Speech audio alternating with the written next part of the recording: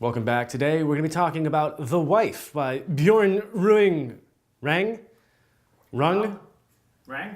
I'm ruining the day I tried to pronounce that name. It also stars Glenn Close, Jonathan Pryce, and Christian Slater. I don't know what to say.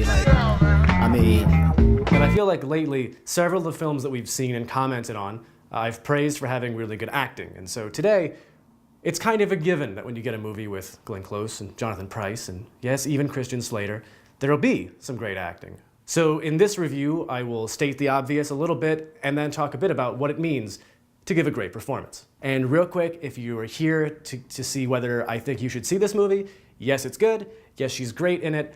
I think it's probably one of the better films of the year, but definitely not in that upper echelon, not in that rarefied air. I don't think it cracks my top 10.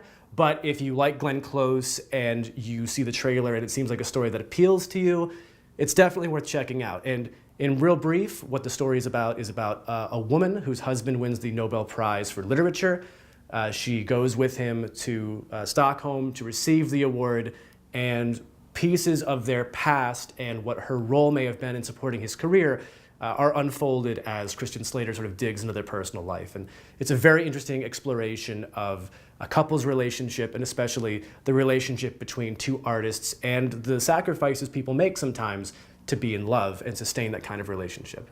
What really makes Glenn Close special in this film is the same thing that I think has made her stand out in Hollywood for the last 20 to 30 years.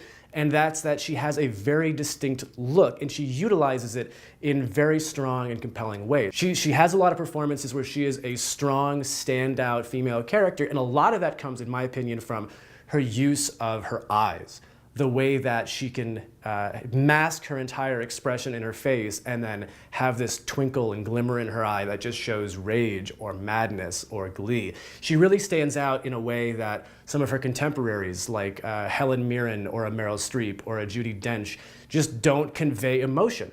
And that makes her really unique and strong, and it makes it really compelling when you see somebody who's able to connect and resonate emotionally with the audience in ways that you're not quite used to.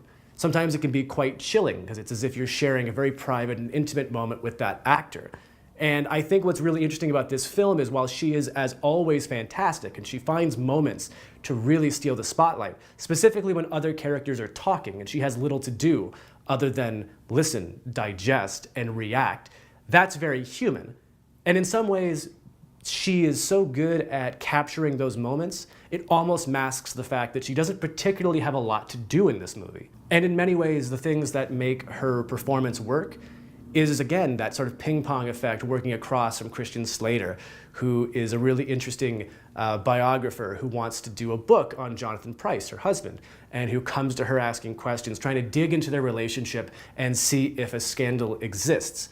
And in relationship to him, she's very calm and coy and playful. Against Jonathan Pryce, her husband, who is more of a boisterous, sort of narcissistic type of character. She's very sort of doting and really caring for him, and at times masking a lot of rage and resentment.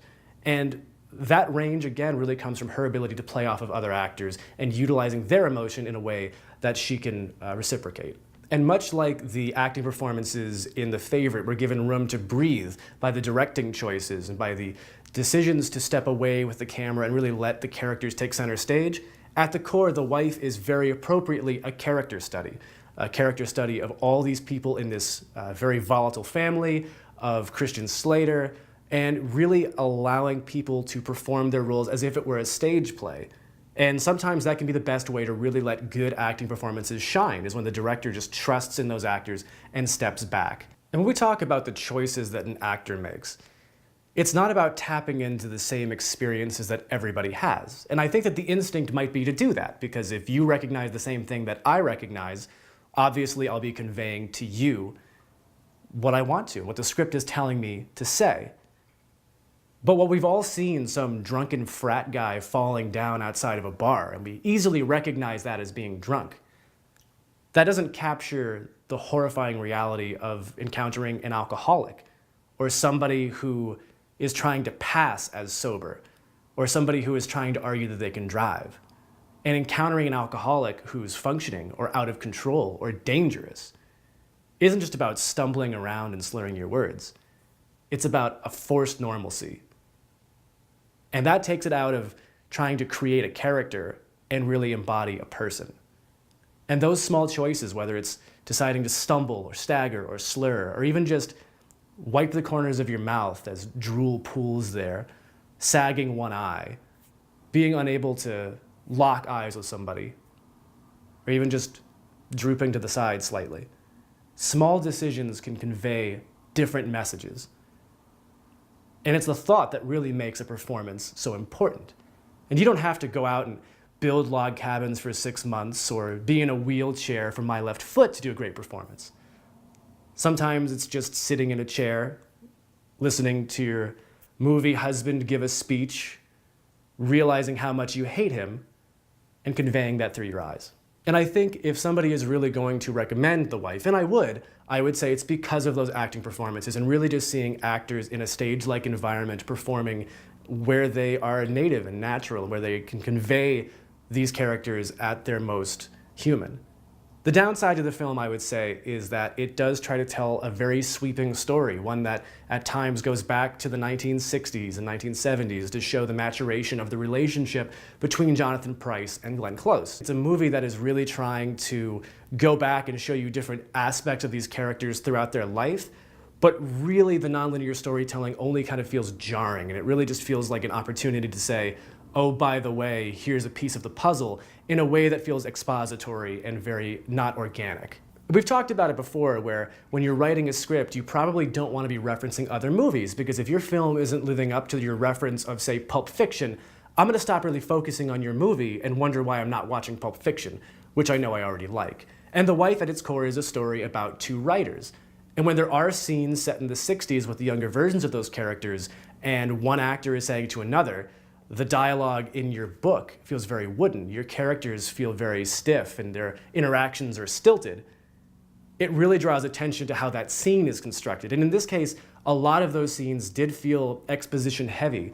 They felt like they were really crowbarred in just to give you this background. At the end of the day, it is a compelling and simple story asking the question of what is the nature of an artist's identity and what do we really sacrifice when forming what seems to be a team and a bond between a husband and wife, between writing partners, and really when forging a family that consists of artists. So at the end of the day, I'm obviously recommending this film. I do think that it's a compelling story, a very interesting story that I haven't seen told many times before.